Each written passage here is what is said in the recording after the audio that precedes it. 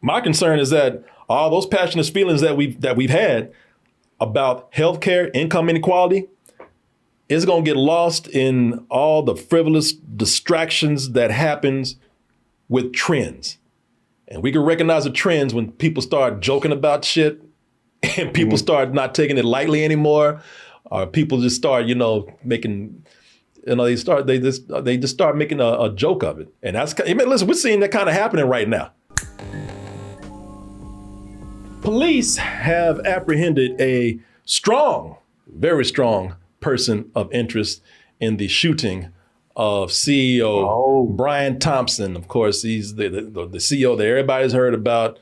Everybody has, depending on who you are, if you work for United Health, United Health company or whatever. United Healthcare. If you work at United Healthcare, you're saying, why are people so morbid? Why are people so mean? If you're the rest of the world, you're saying good. No, I'm not saying it is a good thing. I'm just telling you the sentiment that people have about this shooting. We haven't seen something like this in a long time, where there was a murder and people have pretty much celebrated that murder. And I'm not saying that's a good thing or a bad thing, but people are so tired of the terrible healthcare system that we have here in the United States. And not only that, but just the corporate greed and the corruption that's gone behind it, that people just don't have the feelings anymore that you would expect them to have. Again, this is not me saying that I am against that or for that. I'm just saying what it is. But the big news here is, like I say, they have caught what they believe to be the suspect who committed the murder, and that is Luigi Mangione, who looks like a Luigi Mangione. He looks like the son of a mob boss or something. That was a hit. He did. So with this capture, this arrest, like everything that's happening today, it's gotten a lot crazier. Like I don't think we could have anticipated some of the stuff that the information we found out about this guy once it came out. But here's something that here's one of the first things that happened with this. So he was apprehended at a McDonald's in Altoona, Pennsylvania. No standoff, no shootout, no surrounding, his home or anything like that, or his car. No, my man was munching down at McDonald's. Looking for the McRib. Yeah, McRib, or going up on them nuggets or something. And the police came in, and now people are like, yo, Mickey D, why you snitching, man? So now people are giving McDonald's a bad review. Altoona McDonald's flooded with angry 1-star reviews after the arrest of suspected Unitedhealthcare CEO killer. And one of the things that they said, rats just everywhere. Oh, damn. You get to the bottom of your fries, there's a rat waiting on your ass. You get your fries with a side of rat tattoo up in there, man. Hey, Megan, like you go there, you just get ambushed by a rat when you halfway through your meal. Yo, that's crazy. Yeah, the Yelp reviews are terrible for that location. Wow. They review bomb? Yeah, they're review bombing. That's what your ass gets for snitching. Look, 1 star, 1 star, 1 star, 1 star. Yeah. Wow. Let's go to the next page, see what we get. Wonder what we got there. 1 star, 1 star, 1 star, 1 star. Jesus. Yeah, man. Yeah. Shit, I think that rat even gave it 1 star. Also, he was found, not the rat, but the suspect. He was found with a ghost gun. Well, that means that they think it was printed. It was a 3D printed gun that was printed to avoid detection in certain places. And also there was, I believe, a 3-page handwritten manifesto kind of describing his motivations for doing this. Now, here's where things start to get a little crazy. I imagine that a lot of people thought that the person who committed this crime, they thought that he was one of the common people who did what he did because he easily relates to how his fellow working class people feel out there. And that is completely wrong. That is false. Mm-hmm. That is not the case at all. Turns out that this man is quite the opposite of what I just described. Mr. Mangione is actually he's the heir to a rich family where his grandfather made a fortune in a resort. He's a valedictorian at this prestigious school. Yeah. And, he's rich. He's loaded, man. And Isaac said, we look at that case of a millionaire crime now. How crazy the world is at this moment. Now, it went from black on black to white on white to Jew on Jew, and now he got millionaire crime going on, man. He's doing his Batman thing wrong. Yeah. He's doing the Batman thing wrong. Completely. And also they say he was sort of a computer whiz. Mm-hmm. He worked for the last place I think he worked at, he did some stuff to help retail at a car company. True Car or something like that. This is the Daily Mail right here. You can go through and read a whole lot about what's going on with this guy. And that's the thing. Wait, there's even more. Not only is this guy rich, not only did he go to a prestigious school, not only is he very good at, computers and programming, but his sister is a well-known, top-rated, respected doctor. She's a medical resident at UT Southwestern Medical Center in Dallas. And on top of that, he also has relatives in politics. Old Trumpers right here. That's Nino Mangione.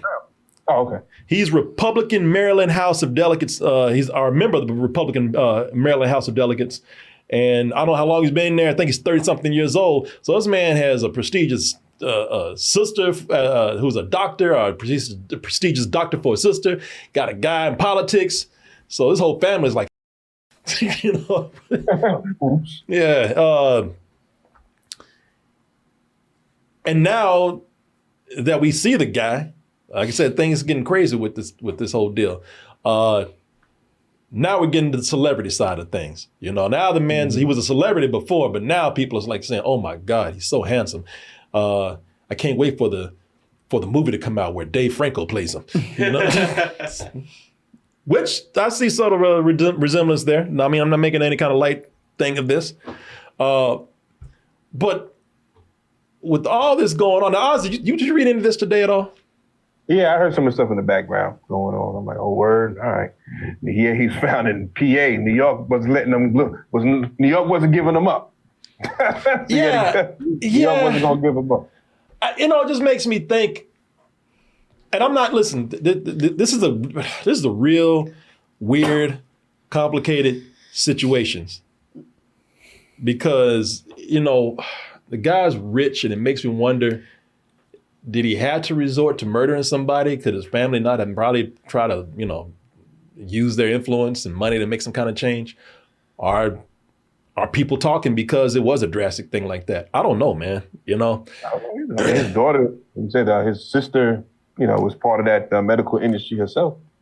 Maybe they could have got some in-way through there. Who knows? Again, I don't know how wealthy they are, but it seems like they are super duper wealthy. So I'm sure they have some sort of a pull to talk about something. But at the same time, man, that whole medical thing it's huge, man. It's bigger than just one person saying something, man. No, it is. It's a whole racket. You know what I mean? So I don't think they would have been able to do anything. No, if you ask me, I'm not somebody who advocates murder. I'm not. I'm just not. I'm not. But again, this is where it gets complicated. I agree with you. Would we be talking about this as much? Would there be this much energy behind this if this situation didn't go that drastic way? I don't know. No.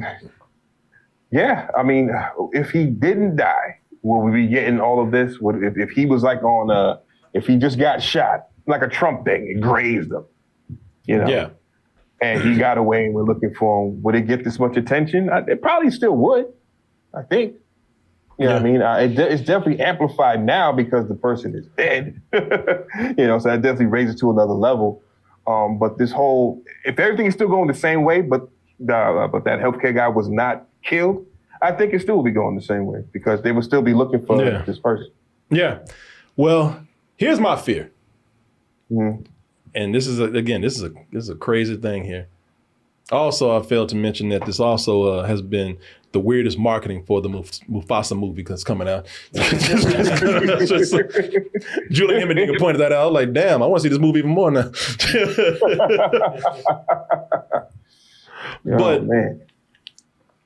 But now that this guy has been arrested, I feel stupid showing this Happy Meal picture right here over and over again. But now that he has been arrested, I got some concerns right here. What are you concerned? Well, my concern is, you can call me cold or whatever. I get the feelings, these so-called callous and mean-spirited and cold-hearted feelings. I get it. I'm sorry, I get it. We've seen, because I told y'all, man, like I said last week, now we'll talk about it in a little while. We see how we're all being manipulated, and we should know better, but we're all being manipulated by corporate America, the 1%, greedy billionaires or millionaires. They're all making us fight over bullshit while they continue to take advantage of us. They continue to exploit us. They continue to cheat us. I mean, listen, they, and I'm not comparing the two, but those rich people didn't rise up and cut off Marie Antoinette's head for nothing. You know what I'm saying? We can only eat cake so long before we lose our goddamn minds out here. You know what I'm saying? It's like, I'm not advocating anything, but man, you push people enough and it's gonna blow up. What you're seeing here with this guy that you're cheering on so much, I want y'all to understand something. What you're seeing here, where you're cheering on this guy for doing this, I want y'all to understand that those feelings that you have, where you're like, you're applauding this, or you say you get it, or you're happy that something's being that somebody's taking notice. I want y'all to know something right here. You are talking about violence, and some of y'all are the same people who talk about, well, man, why they tearing up their neighborhoods during the riots? Why they doing their own kind like that? Why they acting just like a bunch of hoodlums and savages? You get to a point where you get so angry, the only thing that's going to get people to notice is if you blow up, and violence is the only thing they're going to know. You know what I'm saying? Yeah, sometimes you gotta blow stuff up, to restart things. You got to tear it down to build it back up sometimes. And like you said, the only way to get noticed is to do things to get noticed. And a lot of times those things aren't pretty. Yeah. It does take, blowing up stuff literally and figuratively, some things, or, ending someone's life sometimes is problem is what people think will get changed. And sometimes that does work.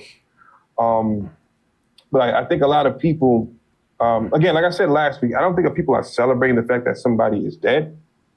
I think what is happening is, what he represented is a system that is broken and that is corrupt. And since he's now the face of that design, you know what I mean? People are saying that they understand because of what he's representing to them. You know what I mean? So it's a tough place to be. If you're a person that, 'cause 9 out of 10 people say, killing somebody's wrong. We all know that. Definitely that's not good. But the fact that, what he was in charge of, that he could have helped, and did not, it's a case where, see, that's what you get when you don't help the people. Yeah. And that is the side that people are harping on, I believe, more so than this guy is dead. So they want you to feel sorry for him, but they can't because of what he's representing. Yeah, nobody's trying to cheer on the death of what they feel like is an innocent human being. What they're thinking about is a system where this guy contributed to corruption, where they actually put in place barriers that prevented people from getting the help that they were entitled to get, that they paid to get. That company, Unitedhealthcare, they put out AI and bots that block people from being able to make claims. They have, there's a bunch of other accusations against this company. And it's not just them, it's a lot of things. You know, it's these, Of course. this is not just the healthcare system, although the healthcare system is the highlight because it's terrible. But, you know, I mean, this is politics. This is corporate America. We are getting, they're bidding us over and they're fucking us so hard and nobody, and they're keeping us so distracted. Nobody really knows until, it gets revealed when it's at its worst. And by that point, people are tired. Even then, it's a case where, are we even talking about reforming some of this healthcare? No, we're still just talking about this guy getting murdered and not what kind of caused it and what can we do to fix that. That's not the conversation that we're having. Yeah, there was a lot of crooked things going on with this man and that company. People aren't just cheering on somebody for simple bloodlust. This is frustration with, like you said, Oz, with what this man represents and what he did.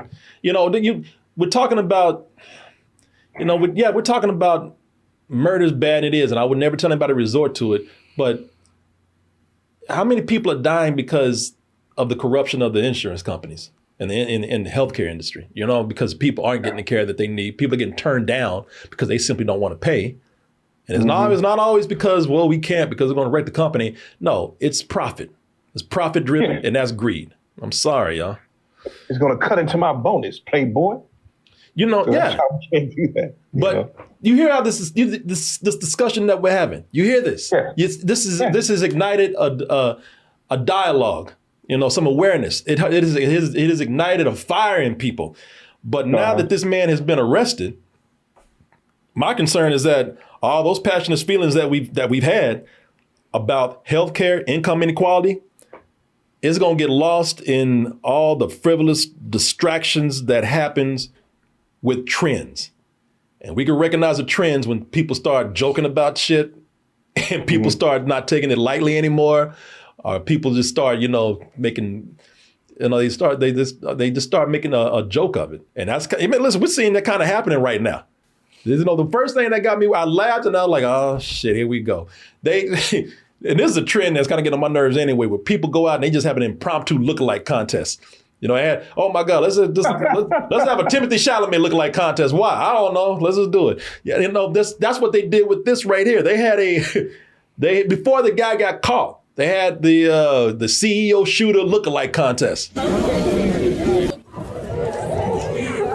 So those people out there in hoodies, sometimes they pull the hoodies down and try to get that smile. So the like he had in the camera, yeah. Let me see here. Yeah, like you love it. Number 2. Woo! Contestant number 3. Goofy ass smiles and everything. This is before he was arrested, y'all. I'm thinking like, okay, now, okay, that was quick. now we're into the highs of it all. All right. And here's the other thing. Now we're kind of not talking about what inspired the dialogue of these and criticisms of all this crookedness. Now we're talking about, oh my God, he's so hot. Now that we've seen him talking about, oh my God, like people are saying, is he single? Like, what the f***, going to jail, bro? I don't. He won't be single for long. Yeah. Really people are like, oh my God, is he seeing somebody? Like you said, Oz, he will be. He'll be seeing the judge, the jury, and all. Yeah, no, that plays a factor into what I'm thinking about, because now because now that he's out there, is there more longing to call this guy a hero? Listen, I'm not going to tell anybody how to feel. I'm not going to tell anybody how to feel, because people have been frustrated. We just said people have been frustrated a long time, and people are tired of of a system that's probably made people suffer and even die due to our terrible healthcare system and corporate greed. But I wonder how this is going to play out legally, because I'm looking at this and I want to know how much public perception is going to play into this. And I say this because he's young, he's rich, he's handsome, he sounds like he's Italian, so maybe white, we'll go with that. I wonder how much that's going to play into not only his case, not only how it plays out in court or, or whatever happens with this, but also I wonder how it plays out with the, like, again, the public perception, because I wonder if people would have had the same enthusiasm if this had been a old, ugly person. If this had, you know what I'm saying? This had been like a person that looked like a homeless person. And did the exact same thing, had the same manifesto, but he looked like an old homeless man. He looked ugly. Or if it was a person of color, I wonder if people have been saying, oh, well, yeah, he's obviously mentally ill, or, oh, well, yeah, that person's a criminal. I wonder now, you know what I'm saying? Now, it's just now things have gotten even weirder to me, with this. Right. Now, listen, all those things you're saying always plays a factor in the public psyche. You know what I mean? If you have somebody that's looking crazy, of course, mental illness, whatever they're gonna say, you know what I mean? But you got somebody who has a trifecta, good looking, rich, I don't know what the third one is, but whatever that is. White. White. Thank you. That was the third one. I knew there was a third one in there. I couldn't get it. You said the trifecta, man. That's the trifecta. That is the trifecta right there. You got those three. It'll be interesting, especially the rich part. Cue up the people saying Corey bringing the race and everything. No, somebody said it for him. I'm not even cussing that person out, but I mean, am I lying though? That's we're ready to jump on things and applaud things, make things a movement, say that we're behind this, even hero worship things. But public perception plays a lot. Will we really be doing that? And by the way, notice I did not bring just race into this. I brought age into this. I brought appearance. Like I said, if this guy had been the same, let him be a white man. If he had been the same exact person that wrote a manifesto, had a weapon that was a ghost gun, did nothing change except appearance, would we be calling that person mentally ill at that moment instead of being like, oh my God, this person's such a hero? I don't know. I don't know. You know what I mean? It's definitely one of those things where because he was able to shoot this person point blank and was able to get away for so long. Mm-hmm. You know what I mean? I think that plays a part of it too, because it played out almost like a TV show. John Wick, CSI, whatever. Yeah, to a point where there's a bunch of lookalikes. It's saying that, they had a bunch of people lookalikes to scatter around to confuse people.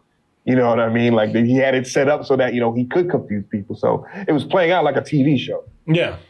So, I don't know, what could have been different. Well, aside from that. I think the reason why I bring this up is because there seems to be some enlightenment. And I don't want this to be brief because people still look like they are starting to get it. And that, again, I'm not saying murder is the right way. I'm not saying what this guy did was the right thing, but I'm just saying there's definitely some enlightenment that went on behind this. And I think it's, and I see it as something that's good because it's what we were talking about. And we saw it already. We saw it with somebody out there who tried to politicize this and got his ass tore up by his own people. Because, before I get into that, I'll just say, this dialogue that has began with this incident, it's making people aware that we are being distracted by nonsense, by bullshit. It's, left versus right, fighting over race, right, fighting over gender, fighting over sexual orientation, fighting over sports teams, anything, anything. Hell, y'all fighting over damn comic books, anything. I don't care. We are fighting over nothing. And we're taking, and while the greedy and the rich continue to, like I say, rob, cheat, and exploit us, man. And I saw this with this asshole, Ben Shapiro, man. He tried to get on Ben Shapiro, this stupid ass. He is in this dude is in such a bubble that he didn't even realize what he was doing. So he got on here and tried to make this the evil revolutionary left cheers on murder, and people like, nah, bro. I hate to break it to you. Hey, look, I watch your show every day. You were full of shit. That's everybody who was cheering this on. You should see his comment section. I'm not buying this left-right shit anymore, Ben. I want healthcare for my family. Seeing rich people be so out of touch on this topic and be so clearly afraid of potential class consciousness truly fills me with hope. You know, and these are people that are talking about this in his comment section. They're talking about him. Surprise, out of touch rich guy defends other rich guys. Hey, Ben, daily listener and a fan here, just letting you know that your wealth is showing, man. Don't forget, poor people like us are victims of healthcare fraud. When my provider denied my claim, I didn't have enough money to hire a lawyer and sue. I had to file for bankruptcy. It ruined my life, my entire life. But why are you listening to this shit? Yeah, I'm confused. Oh, well. Hate to break it to you, buddy, but it's just not the left who's sick of this. Take the L. I'm glad the comment section noticed. The CEO is actually a criminal. Just because the left likes something doesn't mean that you have to instinctively hate it. Wake up and read the room, bro. You know, Oops. Yeah, man. You know, people are kind of look for this brief moment right here. People are wisening up.